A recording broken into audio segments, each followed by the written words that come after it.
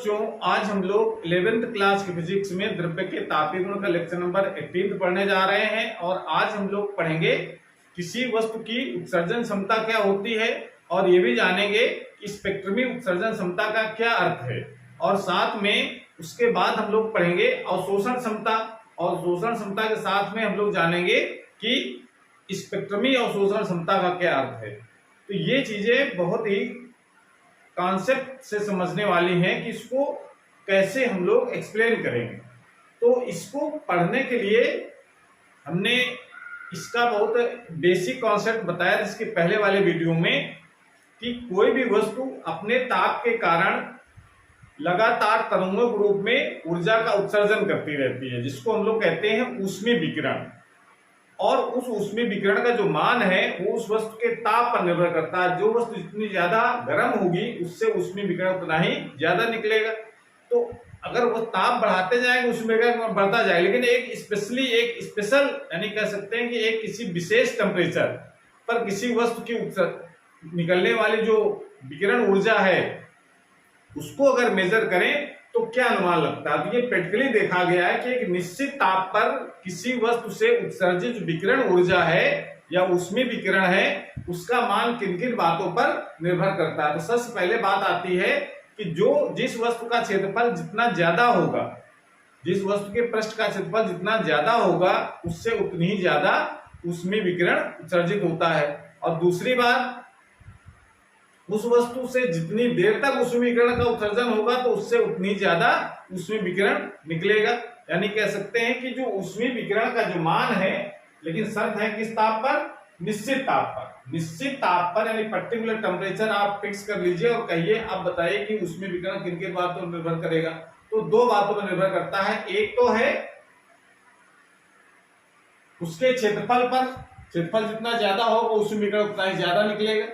यानी कह सकते हैं कि जो ऊष्मीय विकिरण की जो मात्रा है वो हमने क्या लिखी है, Q। तो Q का जो मान है वो किस पर निर्भर करेगा, उसके एरिया पर, जो उसका क्षेत्रफल होगा। क्षेत्रफल जितना ज्यादा होगा उसमें ऊष्मीय विकिरण उतना ही ज्यादा निकलेगा। जितनी ज्यादा समय तक उत्सर्जित होगा ऊष्मीय विकिरण की मात्रा उतनी ज्यादा होगी। यानी जो Q का मान है वो समय पर भी निर्भर करता है। समय जितना ज्यादा होगा ऊष्मीय विकिरण उतनी ही ज्यादा उत्सर्जित होगा। इन दोनों अगर समीकरणों को मिला देते हैं, यानी कह सकते हैं यहां पर क्या लिख दिया जाए, दोनों समीकरणों को मिलाने पर, तो मिला देंगे तो क्या बन जाएगा, देखिए Q directly proportional A into T, ये तो बन जाएगा। Q क्या है, जो ऊष्मीय विकिरण निकल रहा है उसकी मात्रा कितनी है, यानी कितनी ऊष्मीय ऊर्जा निकल रही है। अगर इस चीज को हटाएं तब यहाँ पर क्या लगाएंगे, एक हम लोग कांस्टेंट, और वो कांस्टेंट यहाँ पर लगाते हैं E और A और T। तो पहले से ये जो E हमने लगाया है, जहां E क्या लगाया हमने, जहां E एक अनुक्रमानुपाती नियतांक है, नियतांक है जिसे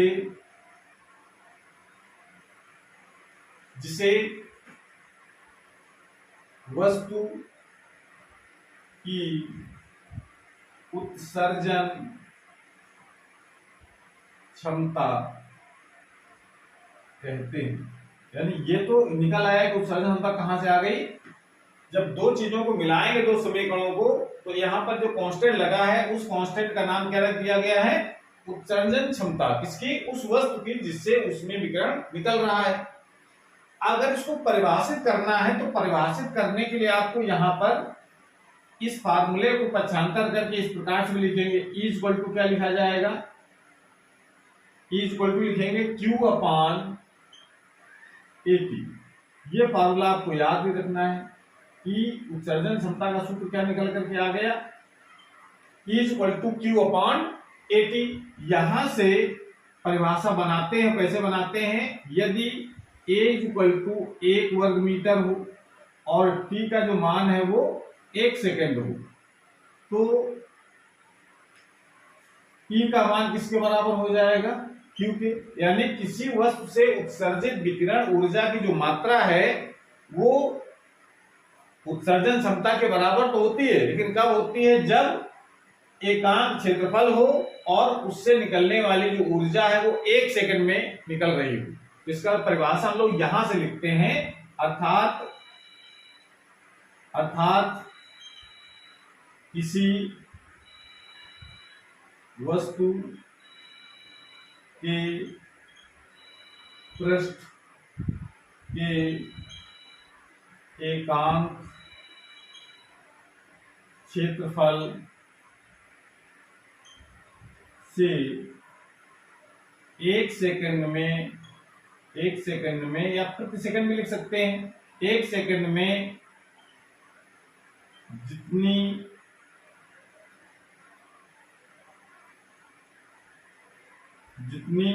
ऊष्मीय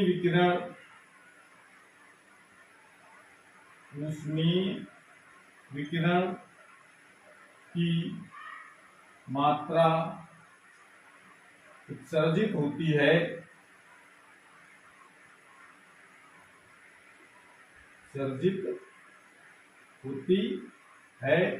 उसे उस वस्तु की उत्सर्जन क्षमता कहते हैं। इसमें क्या कहते हैं? इसको इमिसिव पावर, तो मतलब इमिसिव पावर, यानी परिभाषा ने क्या बनाई? सूत्र तो ये है, E = Q/80। बहुत इंपॉर्टेंट फार्मूला है। उत्सर्जन क्षमता का मान Q यानी कुल उत्सर्जित ऊर्जा की मात्रा है, A है क्षेत्रफल, T है समय, या T टेम्परेचर नहीं है, ध्यान रखना है। तो इसके परिभाषा हमने क्या लिखी? A का मान 1 कर लिया, 1 वर्ग मीटर लिया हमने, समय को 1 सेकंड लिया, तो परिभाषा क्या बन गई? अर्थात किसी वस्तु के पृष्ठ के एकांक क्षेत्रफल से 1 सेकंड में जितनी ऊष्मीय विकिरण की मात्रा उत्सर्जित होती है उसे उस पृष्ठ या उस वस्तु की उत्सर्जन क्षमता कहते हैं। ठीक है ना? तो ये आपको याद रखना है, या इसको हम लोग सूत्र को इस प्रकार से लिख सकते हैं कि कुल मात्रा कितनी होगी किसी वस्तु से उत्सर्जित विकिरण की मात्रा क्या लिखी जाएगी? A80।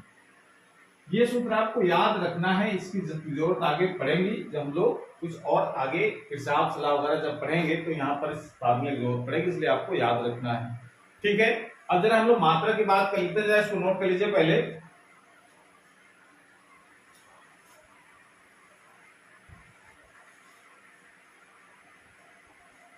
अभी हम लोगों ने सूत्र निकाला है E = Q/80।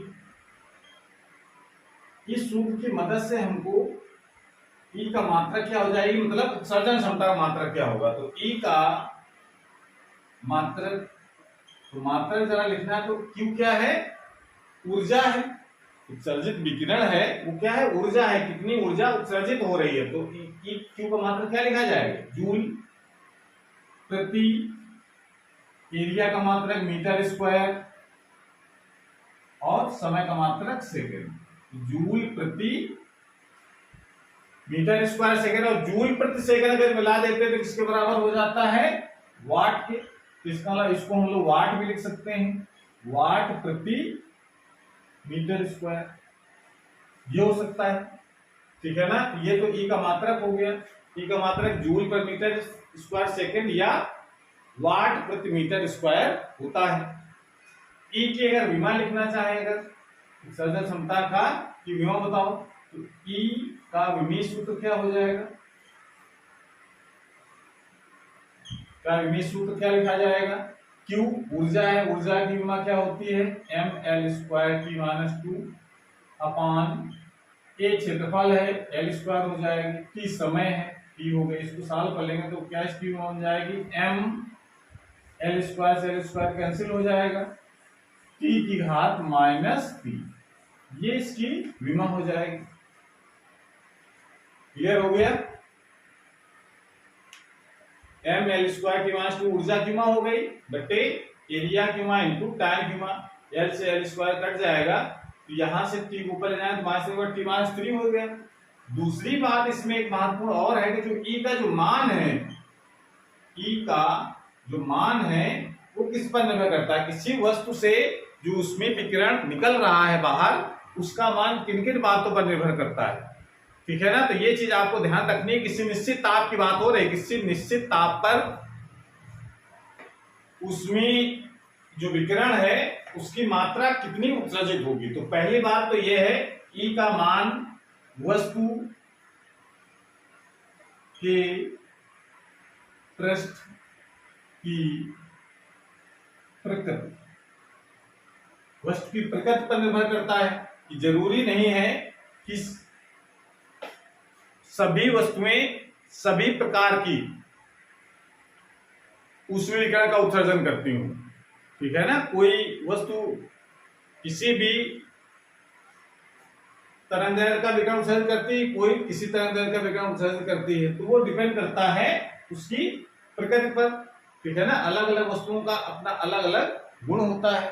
किसी की उत्सर्जन क्षमता ज्यादा होती है, किसी की उत्सर्जन क्षमता कम होती है। कोई ज्यादा ऊष्मीय विकिरण का उत्सर्जन करता है, कोई कम उत्सर्जन करता है। ठीक है। तो ये प्रकृति हो गई। दूसरी बात उसके क्षेत्रफल पर।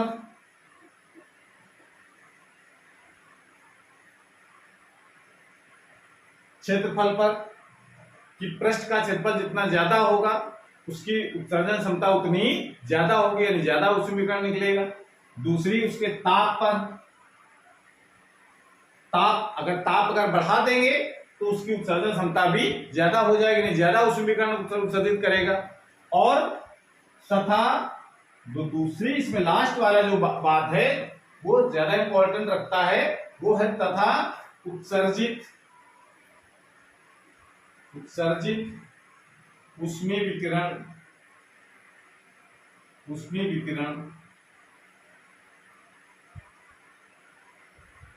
की तरंगदैर्घ्य पर। तरंगदैर्घ्य मतलब इसको क्या होता है, लैम्डा। तरंगदैर्घ्य किसे लिखते हैं हम लोग, लैम्डा। उत्सर्जित ऊष्मीय विकिरण की तरंगदैर्घ्य पर निर्भर करता है। यानी E का जो मान है वो चार बातों पर निर्भर करता है मुख्य रूप से। एक, उस वस्तु की प्रकृति पर, यानी प्रकृति से मतलब क्या है, कोई वस्तु ज्यादा उत्सर्जन करती है, कोई वस्तु कम उत्सर्जन करती है। ये अलग अलग वस्तुओं का अपना अलग अलग नेचर होता है। क्षेत्रफल जिस वस्तु का ज्यादा होगा उसमें ऊष्मीय विकिरण ज्यादा उत्सर्जित होगा, उसकी उत्सर्जन क्षमता ज्यादा होगी। ताप, जिस वस्तु का ताप जितना ज्यादा होगा उससे ऊष्मीय उत्सर्जन उतना ही ज्यादा होगा, उसकी उत्सर्जन क्षमता उतनी ही ज्यादा होगी। कम ताप होगा, कम ऊष्मीय विकिरण निकलेगा। और ऊष्मीय विकिरण की जो तरंगदैर्घ्य होती है उस पर भी निर्भर करता है। इसी निर्भरता के आधार पर तो हम लोग कहते हैं कि परिभाषा आती है स्पेक्ट्रमी उत्सर्जन क्षमता। इसको जरा समझना है। स्पेक्ट्रमी उत्सर्जन क्षमता। इसको जरा समझने के लिए आपको ये एग्जांपल हम बताते हैं तरंगदैर्घ्य पर। जैसे मान ले कोई वस्तु है, थोड़ा सा समझो, कोई वस्तु है और इससे ऊष्मीय विकिरण बाहर निकल रहा है, और ये मान लेते हैं थोड़ी देर के लिए कि मान लो इससे कितना विकिरण निकल रहा है, मान लो 100 विकिरण निकल रहा है इससे बाहर, और 100 में से जो 30 ऐसे विकिरण है जिसकी तरंगदैर्घ्य है λ1, और जो 70 विकिरण ऐसे हैं जिनकी तरंगदैर्घ्य है λ2। भाई कोई भी जब ऊष्मीय विकिरण होता है, यानी कोई भी वस्तु ऊष्मीय विकिरण का उत्सर्जन करती है, तो उसमें बहुत सी तरंगदैर्घ्य होती हैं। उस विकिरण में कोई एक तरंगदैर्घ्य नहीं होती। ठीक है ना। बहुत सारी तरंगदैर्घ्य की तरंगों का मिश्रण होता है ऊष्मीय विकिरण जो उत्सर्जित होता है। तो अगर मन में एग्जांपल देखो, सब इसको समझने के लिए है स्पेक्ट्रम में उत्सर्जन क्षमता के लिए। अगर मान 100 विकिरण निकले, 100 में से 70 जो विकिरण थे उसकी तरंगदैर्घ्य थी λ1, तो 30 थी उसकी तरंगदैर्घ्य λ1, और 70 बचे उसकी तरंगदैर्घ्य λ2। इसका मतलब है कि λ2 तरंगदैर्घ्य के लिए इसकी उत्सर्जन क्षमता ज्यादा है, वस्तु वही, और उसी वस्तु के लिए λ1 तरंगदैर्घ्य जिसकी है जिनकी उसकी उत्सर्जन क्षमता कम है, जो विकिरण कम निकल रहा है उस तरंगदैर्घ्य का, इसका जो इसकी तरंगदैर्घ्य λ2 है, उसमें उसकी उत्सर्जन क्षमता ज्यादा है, ज्यादा विकिरण को उत्सर्जित कर रहा है। यानी कह सकते हैं कि सभी वस्तुएं जो विकिरण का उत्सर्जन करती हैं उसमें सभी तरंगदैर्ध्य का मिश्रण होता है, लेकिन उसमें से कुछ विकिरण जो होता है उसकी तरंगदैर्ध्य अलग होती है और कुछ का विकिरण तरंगदैर्ध्य कम होती है। तो ये वस्तु पर निर्भर करता है कि कोई वस्तु किस तरंगदैर्ध्य के विकिरण का उत्सर्जन ज्यादा करती है, किसी तरंगदैर्ध्य के विकिरण का उत्सर्जन कम करती है। इसका मतलब तरंगदैर्ध्य पर निर्भर करेगा कि कोई वस्तु है, जैसे एग्जांपल देखो, जैसे अगर हम ये कह दें, बहुत सिंपल सा एग्जांपल है, जैसे मान लो ये कहा जाए कि जैसे हीटर है, उसको अगर हम अभी ऑन ऑफ है वो, तो आपको तार जो हीटर का होगा वो लगभग आप समझो कि सिल्वर कलर का मान लीजिए दिखता है हमको, ठीक है, ग्रे कलर का दिखता है, लेकिन जब उसको हम गर्म कर देते हैं तो वही हमको रेड कलर का दिखने लगता है। तो इसका मतलब क्या है, उससे जो विकिरण निकल रहा है वो रेड कलर का है, तो इसका मतलब रेड कलर की उत्सर्जन क्षमता इसकी ज्यादा है, ठीक है ना। बहुत ज्यादा गर्म हो जाएगा तो येलो कलर का निकलने लगेगा, इसका मतलब है कि उस टेम्परेचर पर उस वस्तु का जो उत्सर्जन क्षमता है वो येलो कलर की ज्यादा है। तो जो ज्यादा निकलेगा उसी कलर की वस्तु हमको दिखाई पड़ती है। जिस वस्तु से विकिरण निकलेगा जिस तरंगदैर्ध्य का, उस तरंगदैर्ध्य का कलर ही हमको दिखाई पड़ता है। बस समझ में आई। इसका मतलब है कि ये कह सकते हैं कि स्पेक्ट्रमी उत्सर्जन का मतलब होता है कि किसी विशेष तरंगदैर्ध्य की उत्सर्जन क्षमता जो होती है, भाई अलग अलग तरंगदैर्ध्य की उत्सर्जन क्षमता अलग अलग है, ये तो आज समझ में आ गई, समझ में आई। मतलब कह सकते हैं किसी वस्तु की जो उत्सर्जन क्षमता होती है वो तरंगदैर्ध्य पर निर्भर करती है, और किसी तरंगदैर्ध्य के लिए उत्सर्जन क्षमता ज्यादा होगी, किसी तरंगदैर्ध्य के लिए उत्सर्जन क्षमता कम होगी उसी वस्तु की। यानी कोई वस्तु किसी विशेष तरंगदैर्ध्य का उत्सर्जन ज्यादा करती है, किसी विशेष तरंगदैर्ध्य का उत्सर्जन कोई वस्तु कम करती है, इसका मतलब जिसको ज्यादा करती है यानी उस तरंगदैर्ध्य की उत्सर्जन क्षमता ज्यादा होगी, और जिसकी कम करती है इसका जिस तरंगदैर्ध्य का उत्सर्जन कम हो रहा है इसका मतलब उस तरंगदैर्ध्य के लिए उत्सर्जन क्षमता उसकी कम है। तो कह सकते हैं कि किसी, इसकी परिभाषा हम लिखेंगे, मतलब किसी पर्टिकुलर तरंगदैर्ध्य की जब बात करें तो उसकी परिभाषा इस प्रकार से लिखेंगे, किसी विशेष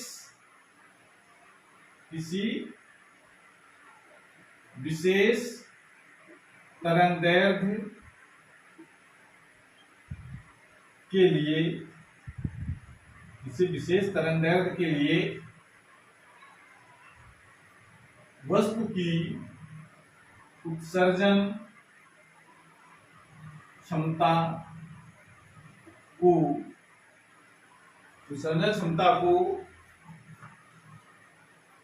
स्पेक्ट्रमी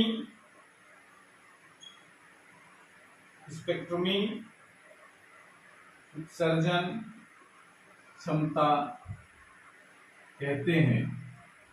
इसे, इसका सिंबल भी है, इसे ई लैम्डा, और लैम्डा मतलब किसी विशेष तरंगदैर्ध्य यानी किसी लाल रंग की तरंगदैर्ध्य के लिए उत्सर्जन क्षमता ज्यादा होगी कि पीले रंग की ज्यादा होगी कि नीले रंग की ज्यादा होगी, वो उस तरंगदैर्ध्य की बात कर रहा है। उस तरंगदैर्ध्य, किसी विशेष तरंगदैर्ध्य के लिए वस्तु की उत्सर्जन क्षमता को स्पेक्ट्रमी उत्सर्जन क्षमता कहते हैं। इसे ई लैम्डा से प्रदर्शित किया जाता है।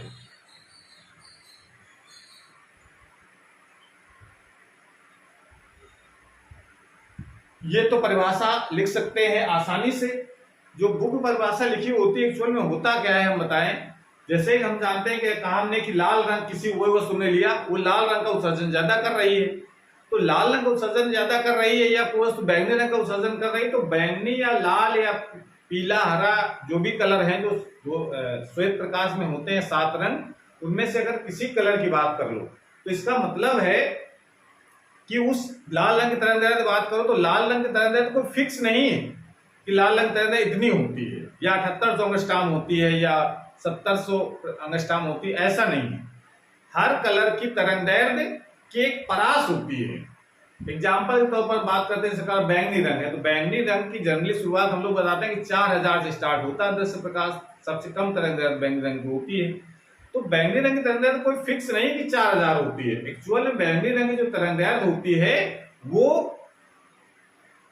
3800 से लेकर के 4500 एंगस्ट्रॉम के बीच होती है।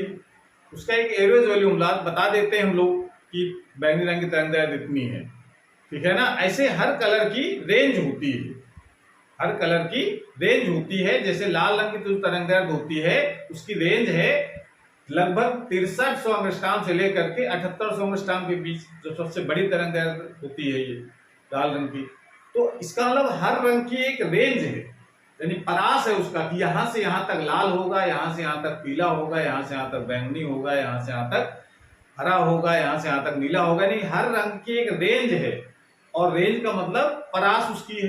रेंज तो इंग्लिश में कहते हैं, हिंदी में उसको परास कहते हैं। तो बुकों में जो परिभाषा लिखी होती है वो लिखी होती है एकांक तरंगदैर्घ्य के प्रकाश, एकांक तरंगदैर्घ्य का जो परास है उससे एकांक क्षेत्रफल से 1 सेकंड में जितनी ऊर्जा उत्सर्जित होती है उसे उस वस्तु की स्पेक्ट्रमी उत्सर्जन क्षमता कहते हैं। मतलब वो भी एक पर्टिकुलर विशेष रंग की ही बात करता है, लेकिन चूंकि रंग की परास होती है, कोई फिक्स वैल्यू नहीं है, ठीक है ना। इस कारण से उसको परास के आधार पर परिभाषित करते हैं हम लोग, लेकिन उसका सिर्फ मतलब यही है कि किसी विशेष रंग के लिए उसकी उत्सर्जन क्षमता कितनी है, और उस विशेष तरंगदैर्घ्य की जो उत्सर्जन क्षमता होती है उसी को हम लोग कहते हैं स्पेक्ट्रमी उत्सर्जन क्षमता। बात समझ में आ गई। इस तरीके से हम इसको उत्सर्जन क्षमता को एक्सप्लेन कर सकते हैं। उसके बाद बात करते हैं हम लोग अवशोषण क्षमता की, इसको नोट कर लीजिए।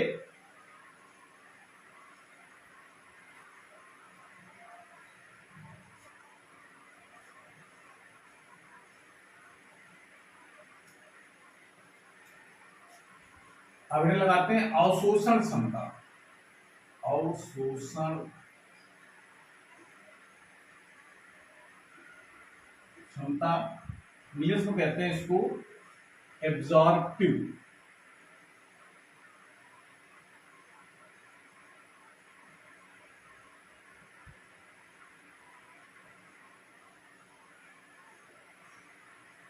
Power, absorptive power. अवशोषण क्षमता से क्या मतलब है कि अगर कोई वस्तु हमारे पास है और उस पर अगर कोई ऊष्मीय विकिरण गिर रहा है, ये कुल ऊष्मीय विकिरण गिरा यहां से Q, जब किसी वस्तु पर कोई ऊष्मीय विकिरण गिरता है तो यहां पर 3 प्रकार की घटनाएं पॉसिबल हैं। जो ऊष्मीय विकिरण टोटल Q गिरा उसका कुछ भाग तो यहां से रिफ्लेक्ट हो जाएगा सरफेस से, यानी ये उसका रिफ्लेक्ट हो गया पार्ट। कुछ जो है इससे पारगमित हो जाएगा, यानी पार निकल जाएगा दूसरी तरफ, यानी ट्रांसमिट हो जाएगा, पार निकल गया। और इसका जो कुछ भाग है वो इसी के अंदर एब्जॉर्ब यानी अवशोषित हो जाता है, इसके अंदर रह जाता है, एब्जॉर्ब हो जाता है, अवशोषित हो जाता है। तो इसका मतलब है कि ये जो Q का जो मात्रा है कुल, उसमें कुछ परावर्तित हो गया, कुछ पारगमित हो गया यानी पार निकल गया उस वस्तु से, और कुछ उसका पार्ट एब्जॉर्ब हो गया यानी अवशोषित हो गया। तो कितना अवशोषित हुआ है और कितना उस पर आपतित हुआ, परावर्तित कितना हो गया, कितना पारगमित होगा, उसको कोई मतलब नहीं है। उस वस्तु द्वारा कितनी ऊष्मा अवशोषित हुई, यानी QA अवशोषित ऊष्मा की मात्रा या ऊष्मीय विकिरण की मात्रा कह सकते हैं, और कितनी उस पर कुल आपतित हुई थी, इसका जो अनुपात होता है ये कहलाता है उसकी अवशोषण क्षमता। इसको ए से रिप्रेजेंट करता है अवशोषण क्षमता को। जैसे उत्सर्जन क्षमता को हम लोग ई से रिप्रेजेंट करते थे, उसी प्रकार से अवशोषण क्षमता को हमको ए से लिखना है। तो परिभाषा इसकी हम लोग किस प्रकार से लिखेंगे, किसी वस्तु के पृष्ठ द्वारा किसी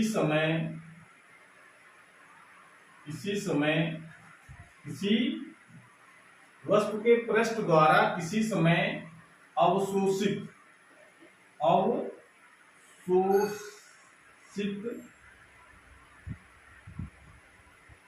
अवशोषित ऊष्मीय विकिरण की मात्रा, जिसको हम क्या लिख रहे हैं, क्यू ए सी, कितनी एब्जॉर्ब हुई है, ठीक है ना। किसी वस्तु के पृष्ठ द्वारा किसी समय अवशोषित ऊष्मीय विकिरण की मात्रा तथा उसी समय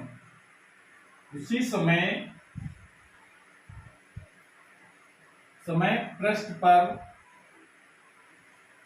आपतित कुल ऊष्मीय विकिरण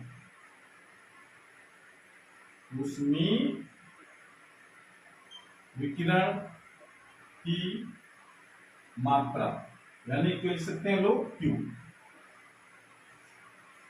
के अनुपात को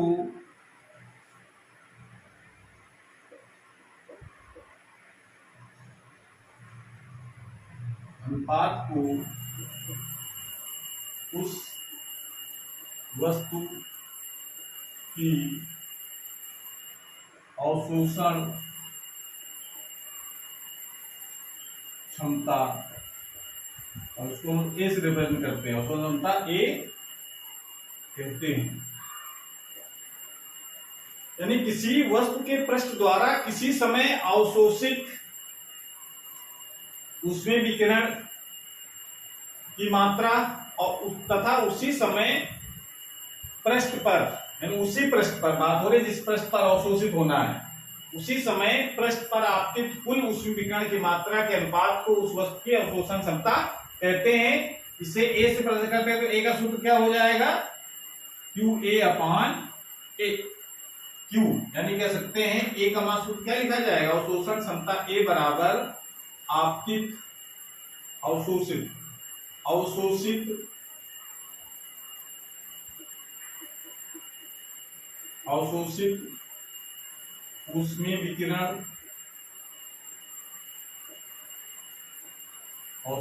ऊष्मीय विकिरण तथा घटे में आ जाएगा, घटे कुल आपतित ऊष्मीय विकिरण,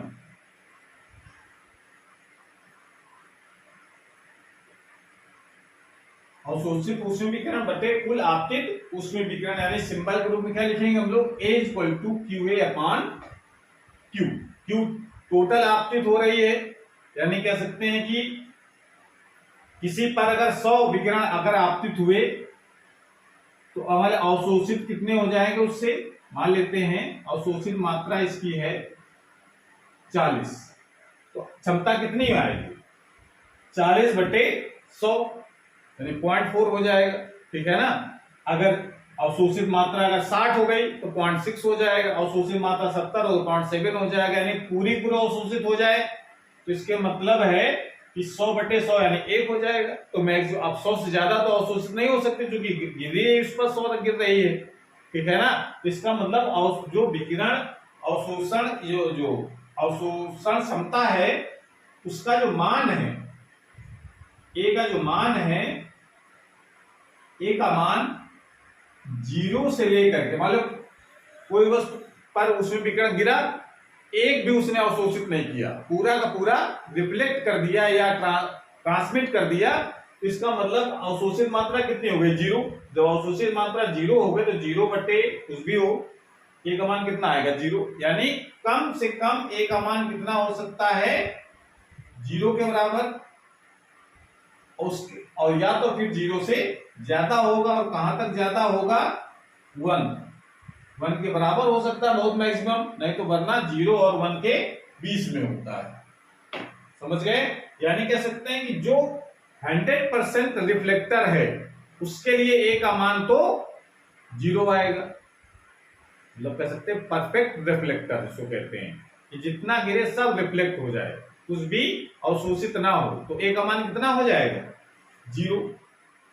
कुछ भाग अवशोषित हो जाए तो इसका मतलब उसका मान कुछ एक आ जाएगा, लेकिन अगर ये जितना गिरे पूरा अवशोषित हो जाए, एक भी ना रिफ्लेक्ट हो ना ट्रांसमिट हो, जितना उसमें विकिरण गिरे पूरा पूरा अवशोषित हो जाए। इसका मतलब ए का मान कितना हो जाएगा 1, तो मैक्सिमम 1 मिनिमम 0, इसके बीच में ए का मान होता है। ये बात आपको ध्यान रखनी है एक। और दूसरी बात ध्यान रखना है, क्योंकि दोनों ये जो अवशोषण क्षमता निकली है वो दो ऊष्माओं का अनुपात है। इसका मतलब है कि जो एक ही चीज का जो अनुपात होता है तो उसका मात्रा क्या होता है, कुछ नहीं होता भाई। ये भी अगर जूल ये भी जूल तो दोनों का कट जाएगा। इसका मतलब कह सकते हैं कि ए का कोई मात्रक नहीं होता, ए का कोई मात्रक नहीं होता है। अब जरा इसका जो मान है ए का, वो किन बातों में निर्भर करेगा। ए का मान पृष्ठ की प्रकृति पर, वस्तु की प्रकृति पर हो सकता है पृष्ठ बहुत चिकना हो, विकिरण गिरे रिफ्लेक्ट हो जाए, ठीक है ना, या पारदर्शी हो, गिरे दूसरी तरफ निकल जाए, कुछ भी हो सकता है। इसका मतलब जैसी प्रकृति होगी उसके हिसाब से उसकी अवशोषण क्षमता होगी, ठीक है। तो ए का मान पृष्ठ की प्रकृति पर और आपतित ऊष्मीय विकिरण की तरंगदैर्घ्य लैम्डा पर निर्भर करता है। यानी ये कह सकते हैं कि जो ए का जो मान है वो निर्भर किस पर करता है, जो विकिरण गिर रहा है उसकी तरंगदैर्घ्य पर। सभी वस्तुएं सब एक जैसी तरंगदैर्घ्य का अवशोषण नहीं करती हैं। कोई वस्तुएं ज्यादा तरंगदैर्घ्य जिसकी होगी उसको अवशोषित करेंगे, कोई वस्तुएं किसी वस्तु का जो अवशोषण क्षमता है वो कम तरंगदैर्घ्य के लिए ज्यादा है, किसी का अवशोषण क्षमता ज्यादा तरंगदैर्घ्य के लिए ज्यादा है, हो सकता है ज्यादा तरंगदैर्घ्य कम भी हो सकता है। तो मतलब कह सकते हैं कि तरंगदैर्घ्य पर निर्भर करेगी अवशोषण क्षमता, कि कोई वस्तु हो सकता है कि ज्यादा तरंगदैर्घ्य को अवशोषित करती हो, कम तरंगदैर्घ्य को कम अवशोषित करती हो, तो इसका मतलब ज्यादा तरंगदैर्घ्य की अवशोषण क्षमता ज्यादा होगी। कोई वस्तु कम तरंगदैर्घ्य का अवशोषण ज्यादा करती है, ज्यादा वाले को कम करती है, इसका मतलब कम तरंगदैर्घ्य के लिए इसकी अवशोषण क्षमता ज्यादा होगी। यानी कह सकते हैं कि किसी वस्तु की जो अवशोषण क्षमता है वो आपतित तरंगदैर्घ्य, आपतित जो विकिरण है उसकी तरंगदैर्घ्य पर निर्भर करती है, और किसी पर्टिकुलर यानी किसी विशेष तरंगदैर्घ्य के लिए अवशोषण क्षमता कितनी होती है उसका मान हम लोग देते हैं ए लैम्डा से। उसका नाम रखा गया स्पेक्ट्रमी अवशोषण क्षमता। स्पेक्ट्रमी अवशोषण क्षमता से मतलब और कुछ नहीं है, इसका मतलब है कि किसी विशेष तरंगदैर्घ्य लैम्डा, मतलब किसी विशेष तरंग में लाल रंग का हो सकता है कि अवशोषण ज्यादा करती हो कोई वस्तु, तो लाल रंग की अवशोषण क्षमता ज्यादा होगी। हो सकता है कोई वस्तु पीले रंग का अवशोषण ज्यादा करती हो, इसका मतलब पीले रंग के लिए अवशोषण क्षमता उसकी ज्यादा होगी। तो अलग अलग रंगों के लिए अवशोषण क्षमता अलग अलग होती है। तो किसी विशेष तरंगदैर्घ्य